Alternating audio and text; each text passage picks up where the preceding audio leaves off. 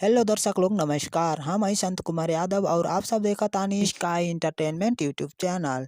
आज हम आप सबके बतावे वाला बानी कि सुपर स्टार दिनेश लाल यादव निरहुआ जी के इतने समय एगो नया फिल्म के शूटिंग हो रहा बाटे, जौना फिल्म के नाम बाटे चार फेरे सात बचन। हाँ दर्शक लोग, चार फेरे सात बचन अगर ई फिल्म के टाइटल के हिसाब से अनुमान लगावल जाओ तो ऐसा लागत बाटे कि ई फिल्म एकदम पारिवारिक होखे वाला बा। वैसे भी दिनेश लाल यादव निरहुआ जी ज्यादातर पारिवारिक फिल्म में ही काम करेलन और ई फिल्म में दिनेश लाल यादव निरहुआ जी के साथ नजर आवे वाली बाड़ीन अमरपाली दुबे जी। जी हाँ दर्शक लोग, वैसे भी अमरपाली दुबे जी ज्यादातर निरहुआ जी के साथ में ही नजर आवेलिन। काहे कि निरहुआ जी और अमरपाली दुबे जी की केमिस्ट्री दर्शक के ज्यादा पसंद आवेला। यहीं से अमरपाली दुबे जी और निरहुआ जी हमेशा साथ में ही काम करे के चाहेलन। हम ई वीडियो यहीं पर अंत करत बानी। अगर ऐसे ही भोजपुरी फिल्म इंडस्ट्री के बारे में और भी खबर जाने के चाहत बानी तो लाइक, कमेंट और सब्सक्राइब जरूर कर दी और बेल आइकन भी दबा दी।